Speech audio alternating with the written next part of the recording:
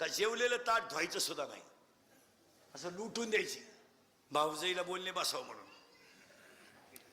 असा नवरा मिळाला तिला, कांदे लावायच्या टोळीची मुकादम झाली.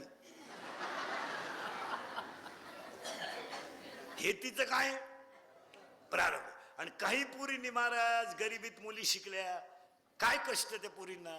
शाळेला दप्तर फाटकं, कपडे शाळेचा एक ड्रेस तो रविवारी धुवायचा.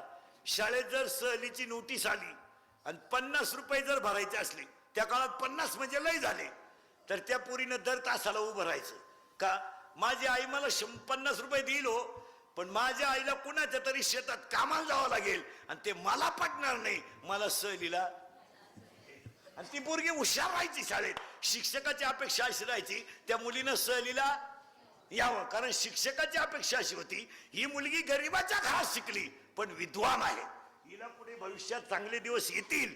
आणि त्या मुलींना सहलीला पैसे नव्हते, त्या पोरींचं प्रारब्ध बदललं महाराज.